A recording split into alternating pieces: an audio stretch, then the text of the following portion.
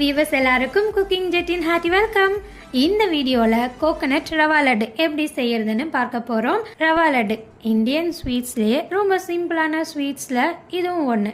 ஆனால் இந்த சிம்பிளான ஸ்வீட்டை எல்லாருமே சின்ன மிஸ்டேக் கூட இல்லாமல் பர்ஃபெக்டாக எப்படி செய்யறதுன்னு தான் இந்த வீடியோவில் நான் உங்களுக்கு செய்து காட்டியிருக்கேன்.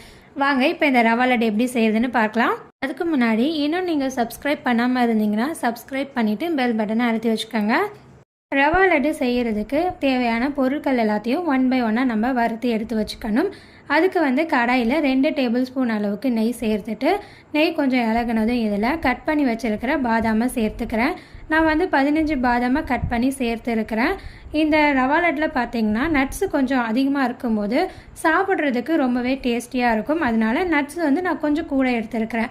சப்போஸ் உங்களுக்கு நட்ஸோட அளவு குறைக்கணும்னா குறைச்சிக்கோங்க. இல்லை உங்களுக்கு பாதாம் சேர்க்க விருப்பம் இல்லை அப்படின்னா நீங்கள் பாதாமை கூட ஸ்கிப் பண்ணிக்கோங்க. இப்போ பாதாம் பார்த்தீங்கன்னா நடுவில் இருக்க அந்த ஒயிட் கலர்லாம் கொஞ்சம் லைட்டாக ப்ரௌன் கலரில் சேஞ்ச் ஆயிடுச்சு. இதுக்கு மேலே வறுத்தோம்னா கருகிடும். அதனால பாதாமை தனியாக எடுத்து வச்சிடலாம். அடுத்ததாக முந்திரியை வறுத்துக்கணும். 15 முந்திரியை கட் பண்ணி எடுத்து வச்சுருக்கிறேன். அதை சேர்த்துட்டு வறுத்துக்கிறேன். முந்திரி இப்போ கொஞ்சம் லைட்டாக கலர் சேஞ்ச் ஆகி வந்துருச்சு. இந்த டைமில் 2 டேபிள் ஸ்பூன் அளவுக்கு உலர்ந்த திராட்சையை சேர்த்துட்டு திராட்சை நல்லா உப்பி வர வரைக்கும் வறுத்துக்கங்க. முந்திரியோட கலரும் பார்த்தீங்கன்னா அதுக்குள்ளே நல்லா கோல்டன் ப்ரௌன் கலருக்கு வந்துடும். இப்போ பார்த்தீங்கன்னா இந்த முந்திரியும் திராட்சையும் நல்லா வறுபட்டுருச்சு. அதனால் இதையும் தனியாக எடுத்து வச்சிடலாம். அடுத்ததாக மீதி இருக்க இந்த நெய்யிலையே ரவையை சேர்த்துட்டு வறுத்துக்கலாம். நான் 1 கப் அளவுக்கு ரவையை சேர்த்துக்கிறேன். 1 கப்பு ரவைங்கிறது கிட்டத்தட்ட 200 கிராம் அளவுக்கு இருக்கும். வீட்டில் கப் இல்லைன்னா நம்ம வீட்டில் இருக்கிற டம்ளர், படி இப்படி எதுலனாலும் அளந்துக்கலாம். ஆனால் எந்த பாத்திரத்தில் ரவையை அளக்குறீங்களோ அதே பாத்திரத்தில் மற்ற இன்க்ரீடியன்ஸையும் அளந்துக்கங்க.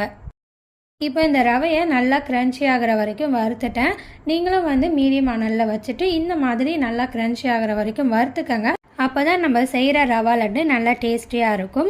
இப்போ இந்த ரவையை எடுத்து வேற ஒரு பாத்திரத்தில் மாற்றி வச்சிடலாம். அடுத்ததாக நம்ம தேங்காவை வறுத்துக்கணும். அதுக்கு கடாயில் 1 டேபிள் ஸ்பூன் அளவுக்கு நெய் சேர்த்துட்டு 1 கப் அளவுக்கு துருகின தேங்காவை சேர்த்துட்டு ஈரப்பதம் போகிறதுக்கு நல்லா வறுத்துக்கணும். இந்த தேங்காய் துருகளுக்கு தேங்காவை சூஸ் பண்ணுறதும் ரொம்ப முக்கியங்க. முத்தி போன தேங்காவாக இருந்துச்சுன்னா அதை எடுத்துக்காதீங்க. தேங்காய் சாப்பிட்டு பார்த்தோம்னா நல்லா சாஃப்டாக இருக்க மாதிரி இருக்கணும். அந்த மாதிரி தேங்காவை சூஸ் பண்ணிக்கோங்க. அதுதான் நம்ம செய்கிற லட்டுக்கு நல்ல டேஸ்ட்டை தரும். ஃப்ரெஷ் துருகின தேங்காய்க்கு பதிலாக டெசிகேட்டட் கோகோனட் சேர்க்கிறதா இருந்தாலும் நீங்கள் சேர்த்துக்கங்க. இப்போ இந்த தேங்காய் பார்த்தீங்கன்னா ஈரப்பதம் இல்லாமல் ஓரளவுக்கு நல்லா வறுந்துடுச்சு. அது மட்டும் இல்லை, தேங்காவிலேருந்து நல்ல வாசனையும் வர ஆரம்பிச்சிருக்கு. இந்த டைமில் நம்ம ஏற்கனவே வறுத்து வச்சிருக்கிற ரவையை சேர்த்துக்கணும். ரவை சேர்த்ததுக்கு அப்புறமா இதை நம்ம வறுக்கலாம் தேவையில்லைங்க. ஜஸ்ட் மிக்ஸ் மட்டும் பண்ணி விட்டுக்கிட்டா போதும். நல்லா மிக்ஸ் பண்ணதுக்கு அப்புறமா இதில் லட்டுக்கு தேவையான இனிப்பு சேர்த்துக்கணும். 3/4 கப் அளவுக்கு சர்க்கரை சேர்த்துக்கங்க. 1 கப்பு ரவைக்கு 3/4 கப் அளவுக்கு சர்க்கரைங்கிறது சரியான அளவாக இருக்கும். நம்ம இந்த ரவா லட்டில் தேங்காய் சேர்த்து செய்கிறோம் இல்லையா, தேங்காயில் நார்மலாகவே கொஞ்சம் இனிப்பு சுவை இருக்கும். அதனால் 3/4 கப் அளவு சர்க்கரை சேர்த்துக்கிட்டாவே நம்ம செய்கிற இந்த ரவா லட்டு நல்ல இனிப்பு சுவையாகவே இருக்கும்.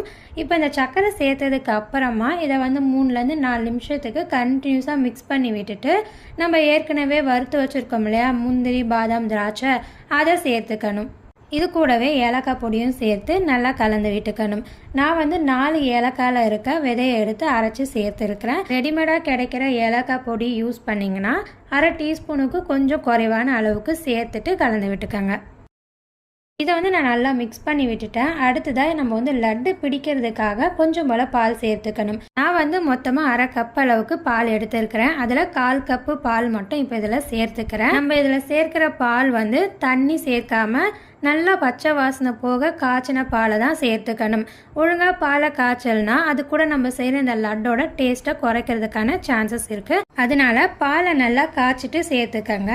இப்போ இதை நான் நல்லா மிக்ஸ் பண்ணி விட்டுட்டேன். அடுப்பை ஆஃப் பண்ணிவிட்டு இதே அடுப்பில் வைக்காமல் வேறு இடத்துல தனியாக நம்ம எடுத்து வச்சிடலாம். எடுத்து வச்சுட்டு நமக்கு கை பொறுக்கிற அளவுக்கு சூடு வர வரைக்கும் வெயிட் பண்ணிவிட்டு கை பொறுக்கிற சூடு வந்ததும் 2 டேபிள் ஸ்பூன் பால் சேர்த்து கொஞ்சமான ரவையில் மட்டும் மிக்ஸ் பண்ணி உருண்டை பிடிச்சிக்கோங்க.